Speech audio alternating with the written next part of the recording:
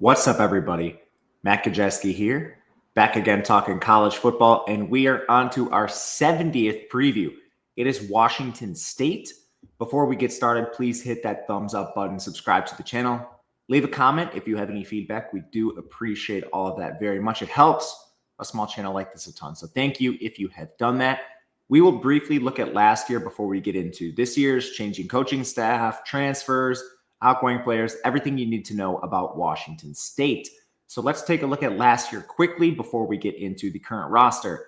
Awesome season for Washington State. The efficiency metrics aren't going to be something that really matters for this year with all of the change. They bring in a brand new coaching staff. Jake Dickert took the Wake Forest job, and man, did he do an awesome job at Washington State. A couple of the other departures, they lose OC Ben Arbuckle, who put together an awesome offense. John Mateer is now gone. And overall, this was an awesome team. The only real concerns were special teams. They finished 95th. On defense, they lagged a little bit in run defense. They were 72nd. And then their offensive line, they were 113th in run blocking. However, they were kind of imbalanced, and it's very weird to see some of these offensive lines that are awesome in pass blocking, bad in run blocking. This unit was first in pass blocking efficiency. Some of that definitely has to do with John Mateer being mobile. He's not the easiest quarterback to sack. So I do think that benefited them a little bit. But with all the change, they're bringing in Jimmy Rogers as head coach.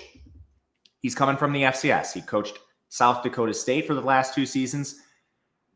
This team has been awesome when he's been there. They're 27-3. He previously was a coordinator on defense there before. So he's been there for a while. And every time we've seen him, he's been successful. It's a big jump for him. We have seen a lot of coaches do this successfully recently. So now Washington State is going to try to do this again with Jimmy Rogers. The rest of the staff is from South Dakota State. Danny Frund is from South Dakota State. He's now the OC. He runs a pro-style offense that is good with a dual-threat quarterback. He might have that this year. Defensive coordinator is Jesse Bobbitt. He was previously with South Dakota State coordinating that same unit for the last 2 seasons. So it's the whole staff coming over basically. As far as talent acquisition, Washington State is a tricky place to recruit talent, to add transfers. And this changing coaching staff is doing a complete 180 rebuild. They're basically retaining none of the previous 2 classes, and their current class is 72nd. As far as the transfer portal goes, they're 69th. They have not been in the top 60 once over the last 3 seasons. The book's not written on this staff, and they're like Washington State probably can recruit better than 72nd under the new staff. They just come in late. They're bringing everyone from the FCS this year. It's just going to take time to see what this new program develops into. But so far, I think everything is decent. It's just the first year of a rebuild, and it's not a place like Colorado where you can add a lot of 5-stars. So this is just going to take time with Washington State. Let's take a look at their roster as we move from the Ben Arbuckle, the Jake Dickert team, to this year's team, largely built from South Dakota State transfers. So here's the 2 deep. We have transfers in yellow, what year they are in school to the right, how many snaps they played the last 2 years, what star they were in terms of a recruitment, and then a value score, which basically is trying to evaluate how good a player might be for this season. It's meant to be predictive. We look first at recruiting, then on-field play. So the more snaps you play, the less it'll look at that recruitment, the more it'll look at what you've actually done. And think of a score of 50 as your average player. So that brings us to quarterback, where they lose John Mateer. No way around this. It's going to be a step back, most likely. The lead candidate to start here is Bryant transfer, Zevi Eckhouse. Last year, he played 97 snaps. He started the bowl game. He actually looked good in the bowl game, but I'll just remind you that was a Ben Arbuckle offense. Now we're changing to Frund. He is 6 feet 209, completed 74% of his passes for 424 yards. That was 8.5 yards per attempt. He had 4 touchdowns, 2 picks, 2 big time throws, 4 turnover-worthy plays. Also only took 1 sack. He does have a little mobility, but it's not anything compared to Mateer. And the concerns I would say for Eckhouse, one, he's an FCS transfer. You got to show me. He showed us a little bit last year, but that was in a much more efficient offense with 4 receivers. They only have 1 of them back. 3 of them are either at the next level or playing at different schools. And then the offensive line is rebuilt. Not to mention, Washington State brought in transfers Julian Duggar from Pitt and Ajani Shepard from Rutgers. Both of these guys are going to push Eckhouse. I do not think the leash is very long for him. And we haven't even seen summer play out. I would not be surprised if one of these other guys beats him out entirely. Duggar, we saw him in Pittsburgh's bowl game. He's 6'3", 210. He's now a redshirt freshman. He rushed for 88 yards and 1 touchdown. Only threw for 72. That was 5.5 yards per attempt. But we know a dual threat quarterback can excel in this offense, which is also what Shepard is. He's only played 37 snaps through 2 years, but he's 6'2", 233. He's a premier dual threat. Eckhouse is probably the least mobile of the three. So it's sort of a preference for the offensive coordinator, who gives him the best chance to win, who runs the offense with the most success. I think this plays out in the summer, but I'm not breaking any news that going from Mateer to whoever starts is going to be a downgrade. At running back, they lose Wayshawn Parker to Utah. That's a huge loss for this team. They bring in 3 South Dakota State transfers: Angel Johnson, Kirby Voorhees, and Maxwell Woods. Starting with Johnson. Think of this like a lightning and thunder approach. Johnson, more of your lightning back. He's 5'9", 192, rushed for 650 yards and had 14 catches last year. He's a redshirt senior. Efficiency was good in the FCS. He's probably going to be more of your third down back. Voorhees, think of him more as your thunder. He's 5'11", 205, a little bit bigger. Rushed for 581 yards, only 1 catch. Very efficient, averaged more yards after contact per attempt than Johnson, but did not carry quite as many times. Then Woods, he was more of a change of pace back. He's 5'10", 193. He's now a redshirt freshman. Only carried 29 times, but very efficient on them, 176 yards. That was good for 4.7 yards after contact per attempt. That's where this starts. There are a few incumbents. Leo Pulalasi is back, and so is Dylan Payne. Pulalasi is 6'1", 214. He rushed for 302 yards at 4.6 yards per carry with 8 catches. He was good. 3.3 yards after contact per attempt for the redshirt sophomore. Dylan Payne was injured for most of last year. He's 5'9", 195, only appeared in 4 games. The bottom line is they're not going to be able to replace Wayshawn Parker, most likely. You're probably looking at a committee approach. Obviously, the South Dakota State coaches like the South Dakota State players. I'm not entirely sure they're much better than Pulalasi or Dylan Payne. So this is another position where the summer is going to be key, and it's probably not quite as good as last year. Mentioned before, Washington State lost Kyle Williams, Chris Hudson, and Carlos Hernandez. Kyle Williams is on the Patriots, Chris Hudson's on Arizona, and Carlos Hernandez is on Wake Forest. The only player who elected to return was Josh Meredith. He finished 3rd on the team in receiving, 472 yards on 39 catches. He's 6 feet, 193, and he plays in the slot 92% of the time. Above average with a 1.56 yards per route. He's going to be your wide receiver 1, and they essentially have no competition. The only other players who have seen significant time at all in their careers, Leighton Smithson and Tony Freeman. Smithson has had a weird career. He's 6'1", 177. In 2022, he caught 30 balls for 235 yards. Not efficient, but he did play on the perimeter, and he's just more likely to get on the field than these other players who don't have a snap. As far as Tony Freeman goes, he's 5'8", 171. Caught 8 passes last year. No surprise at that size. He's a slot receiver. 1.17 yards per route is below average. And that leaves us with Oregon State transfer, Jeremiah Noga, who caught 23 balls for 266 yards on 508 snaps. He's 6'2", 187 and played in the slot 94% of the time. Yards per route at 0.86. So we have 1 stud in Meredith. Then we have 3 underachievers in Smithson, Freeman, and Noga, who are going to play. Because once you get behind them, the only other players with a snap are former walk-ons, Braden Gana Shamorthy and Leon Neal Jr. That leaves first and second year players like Landon Wright, Noah Westbrook. I mean, they could very easily jump up the depth chart considering who's ahead of them. But you basically have 1 receiver who's proven, and the rest of this unit is a complete dice roll. Again, no question it's worse than last year in the first year of a rebuild. At tight end, they lose Cooper Mathers. They return Trey Lechner. Actually, this morning it was reported that Andre Dollar is no longer with the team. So that kind of just leaves Trey Lechner. He played 123 snaps. He's 6'3", 232, a redshirt sophomore. Caught 5 balls last year. Average blocker. Probably leads the group. As far as transfers, Ademola Fale from Michigan State and Bo Baker from South Dakota State. Fale, I'm not sure how to say that. He was originally a Norfolk State transfer before he went over and played 96 snaps with Sparty last year. He's 6'7", 253, but he's kind of just a big oaf. He only had 2 catches. He was below average as a run blocker. He was at Norfolk State for a reason. Yeah, the size is cool, and people love to talk about size. Like, oh, look at this specimen of a human being. It's like if you're coming from Norfolk State and you couldn't play at Michigan State of all places, what are the chances he has a breakout here? It's not real likely. Baker, at least as a redshirt freshman without any snaps, so he's sort of more of a ball of clay than the other two. But tight end, probably a little worse.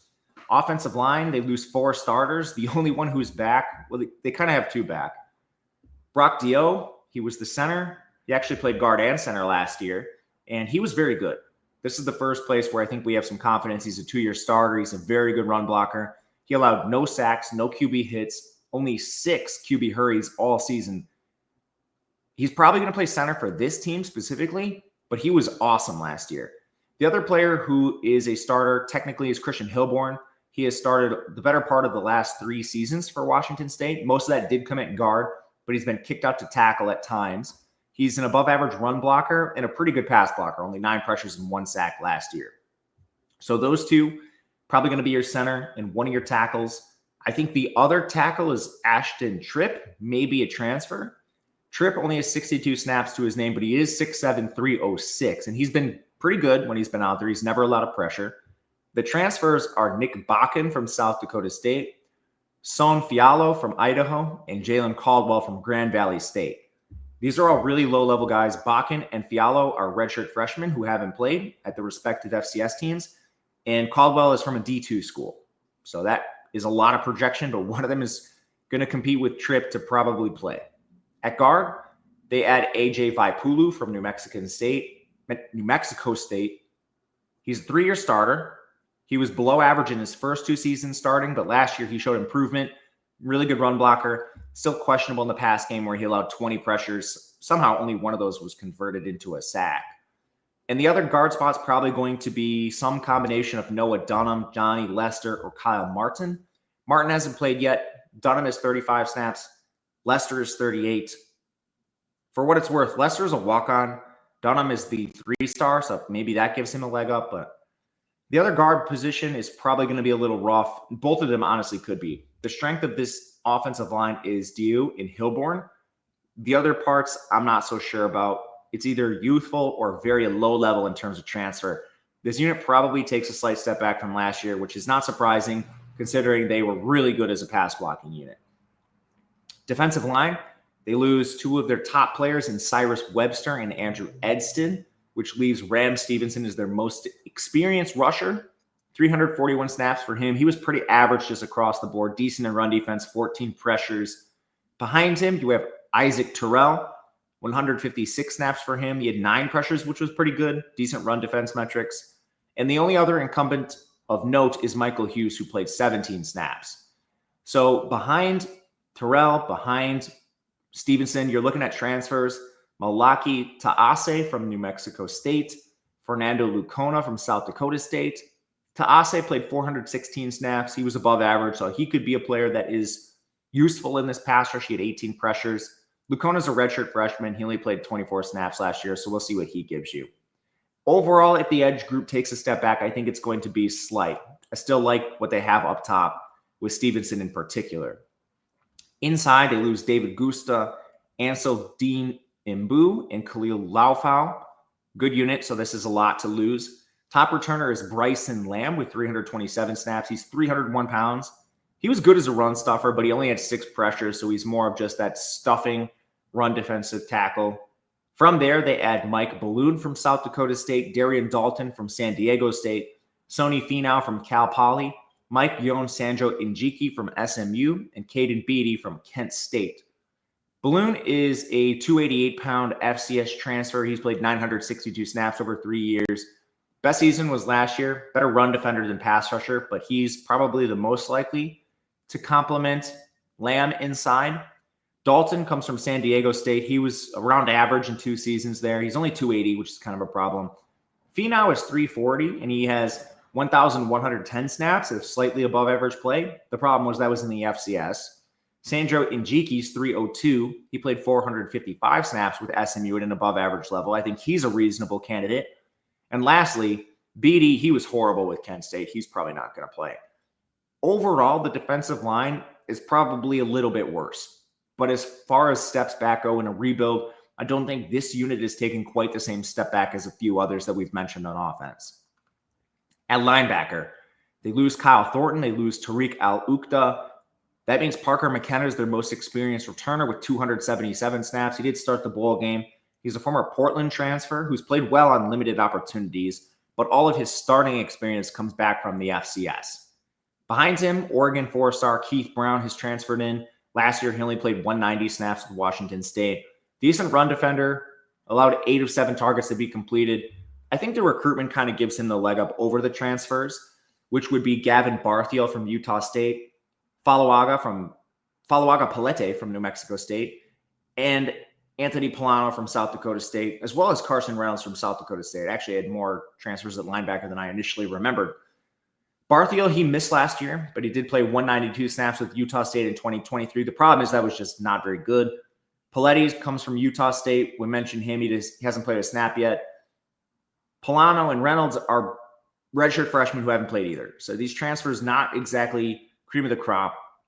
They need to be developed. A lot of these transfers that you're seeing from South Dakota State, the redshirt freshmen, they're more developmental pieces, not players that can get on the field right away.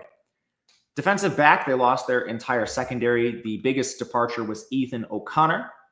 They only have Jamori Colson back as far as starters go. He's actually a former JUCO guy, and he was hurt last year. He missed the first half of the season. He never quite regained his form. Colston had a much better 2023, but he did start the bowl, looked decent at times. He's probably just the best player they have, at least among incumbents. The rest of this group is probably just going to be transfers. Colby Humphrey from South Dakota State, Caleb Franco from South Dakota State as well. Both of them are starters at corner. Humphrey's a 6-year player. He has 2 years of starting experience with Northern Arizona, then 1 with South Dakota State, so 3 in total.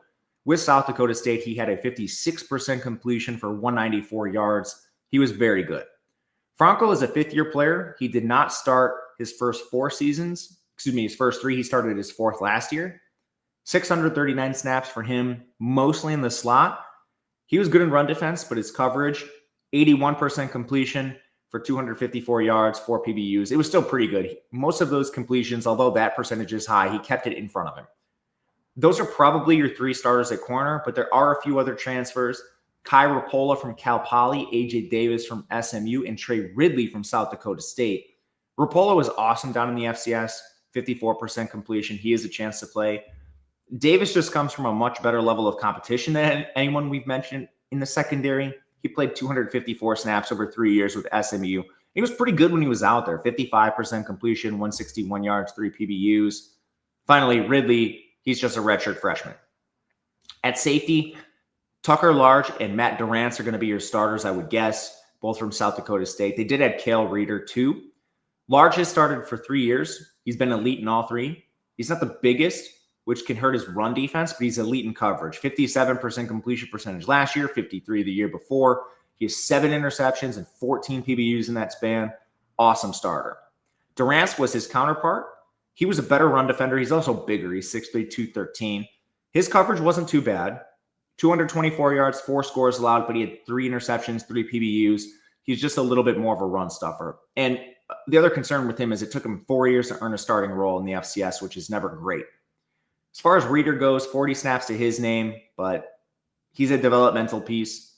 The only other player of note is Kaio Patu, the redshirt freshman who played 13 snaps last year. Secondary shouldn't be too bad. I actually think it's probably the strength of the defense, but it's another completely rebuilt unit as Washington State turned over the entire team. On special teams, this unit was 95th last year. I have no idea where it goes. They're breaking in a new kicker, and Jack Stevens, presumably. He made 2 extra points, but he missed his lone field goal attempt, which was inside 30 yards, so we have no idea what we're getting. I'm not even sure he wins the job, but probably the most likely, he's at least the most experienced. We'll see what he gives them. But overall, Washington State is completely rebuilding, and for a team that's a borderline Power 4 team at this point, recruiting poorly comparatively, it's just going to be tough. this is a team for the future. This season might be a little bit of a struggle, but as usual, it's going to come down to that schedule. So let's bring that up and talk about who they face. You have 2 games against Oregon State. Oregon State is a little bit of a better team just in terms of what they have on the field. One of them's home, one of them's away, so maybe you split it best. As far as Power 4 teams on the schedule, Washington, Ole Miss, and Virginia. Washington State's going to be underdog in all 3. As far as the G5 teams, they do get a decent amount of them. The only road trips are North Texas, Colorado State, and James Madison. The problem is I think, honestly, you could lose all 3. At home, you get Louisiana Tech. You also get an FCS team. So that's at least a positive. But the win total is 5.5. To be honest, I don't really disagree with this. I think this is overall probably where they're going to slot in. You play Idaho, the FCS team. That's in week 1. San Diego State, you're better than. Hopefully you could split Oregon State. And then Toledo, Colorado State, James Madison, you're probably an underdog in at least 2 of them. I don't know. Maybe you could talk me into under 5.5 wins for Washington State, but it's going to be close. That's kind of the ballpark they're in. I would be shocked if they make a bowl game, especially considering they have about 6 surefire losses on the schedule, especially the teams that are in the P4. But yeah, it's a year transition. This is just kind of what you expect. It's going to take time for this coaching staff. It's a tough job. But that'll do it for us today. Let me know what you think of Washington State, who you might want to hear in the future. Otherwise, thank you, good luck, and we'll see you later.